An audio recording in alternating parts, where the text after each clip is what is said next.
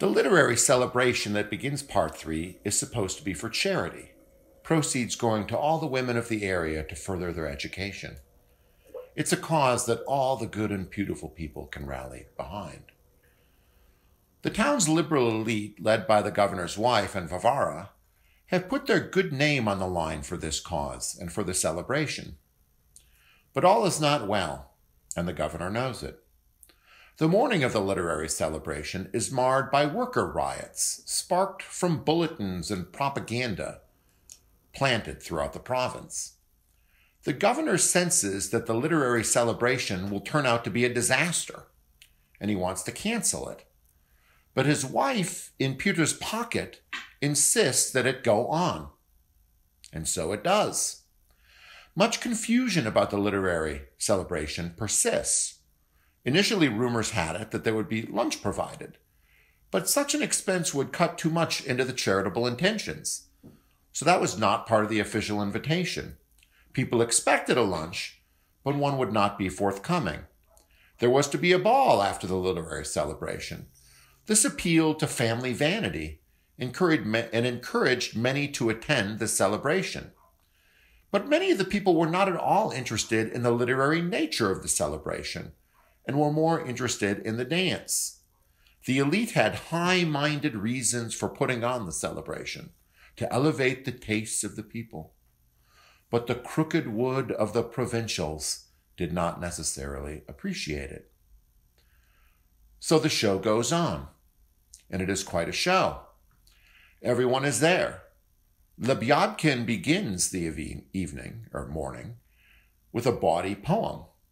The MC of the event is Liputin. Our narrator immediately recognizes that the proceedings are going to humiliate Yulia Makalivno. It would take much harsher lessons, nevertheless, to cure her of the conviction of her surroundedness and the general fanatical devotion to her. Her fall is part of the story. The great Karmanosov, the main attraction, takes the stage. His speech is hilarious for its self-importance. Our narrator recounts the speech and said that it was a long speech and nothing is left out. People start coughing. People start sniffling. "Lord, what rubbish!" someone yells. Our narrator warned Stepan that it was not a good time to go out and give a speech after that. But Stepan insists. "Why, my dear sir, do you consider me capable of such baseness?" Stepan responds to the warning. He will save the day, or so he thinks, with his rhetoric and with his wit. And he tries. He tries to save the day. He recognizes that the revolutionaries are there to mock and encourage people to mock the proceedings. He offers a defense of beauty, a much more elaborate version of what he had said years ago in Petersburg in his effort to defend his journal. His whole life seemed to be working up to this great act of civic piety. His speech could turn the tide and reconcile people to their not-so-bad civic order. Here is a taste of what he says.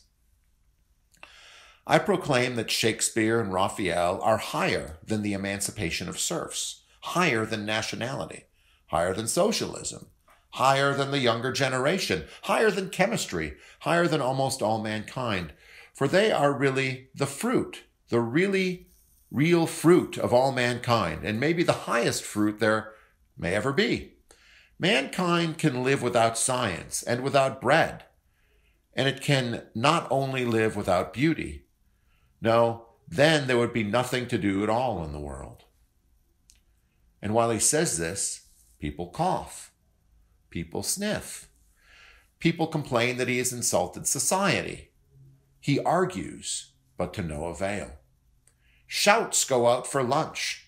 He leaves the stage. And what is worse, it is his seeming friends that are leading these efforts. It is those people who were members of his conversation group who have joined the revolution and are turning the literary celebration into a mockery, Liputin chief among them.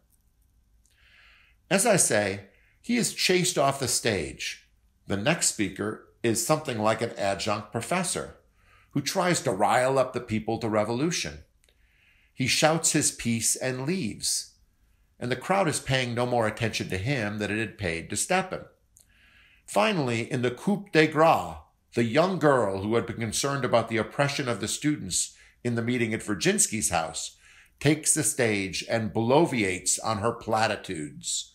One speaker is more ridiculous than the next, and it culminates in the most ridiculous one-trick pony, or, as one politician calls it, one-horse pony. Anyways, the celebration is a disaster. It culminates with a mob. This is just what the governor had worried about, but not only what he had worried about. And then the question arises, should there be a ball? Under these circumstances, it is easy to imagine that the evening ball would be canceled. That is certainly what the governor thinks should happen, though again his wife, in Peter's pocket, counsels him against canceling it. Again, the governor gives in to his wife. The show must go on, and so it does.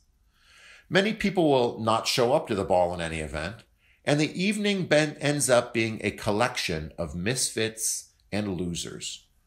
The whole day is an utter disaster, as the literary celebration and the town's elite are humiliated, shown to be useful idiots. The elite could not see enemies to their left, and they are now discredited. While the ball is going on, we learn in Chapter 2 of Part 3, revolutionaries have burned down the town. While everyone was distracted, the town is essentially undefended and unoccupied. This is how Pyotr had played Yulia Mikhailovna, the governor's wife, dangling in front of her the possibility of literary fame and social importance. He got cover for his revolutionaries to show that the town's authorities could not maintain civic order. Not only had the town burned down, but several murders were committed. The most crucial of these murders is Marya Timofeevna, Stravogin's wife, the lame girl. She is dead. Her brother Lebyadkin, dead. Fedka the convict, dead. With the burning of the town, we have the ultimate example of the liberals giving in to the revolutionary ambitions. They could see no evil or hear no evil about their ideological compatriots, and the town ended up paying the price. Marya was dead because Yulia was a sap. The town burned because the governor could not say no to his wife. The liberals had been played like a fiddle. The policy of indulging radicals and hoping to tame them only fueled their ability to revolutionize the town. Remember, this is literature, but it is also real life. It would play out in 1917 in Russia, perhaps at other times too, who knows? The French Revolution? All of Yulia's platitudes, that the revolutionaries were forced to their extremities by the old fogies, that revolutionaries could be brought under control by responsible liberals, that commitment to law was contingent on one's commitment to progress, that revolutionaries respect things aside from their chief ideological aim. All these platitudes, as I say, were shown to be candles in the wind. It is a lesson as old as the French Revolution and as new as today's newspapers. Demons as a book illustrates the fecklessness of liberals in the face of the revolutionary left, better than 1,000 histories, even though those histories confirm Dostoevsky's findings. This is not the book's entire political teaching. That must include an account of the alternatives to liberalism and revolutionary leftism. But it is the most striking aspect of the book's political teaching. We have looked at the alternatives to such revolutionizing ideology in the video on Shatov's nationalism. We will see other alternatives when we investigate the conversions of Stepan Tropinovich and Shatov. But the decent patriotism and quiet faith had not been enough to save the town. Partly this is because liberals had led the town. Partly because people of faith were insufficiently political and did not take adequate action to protect themselves.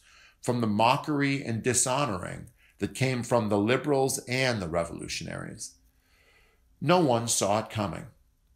Dostoevsky's chief political aim is to help us see it coming.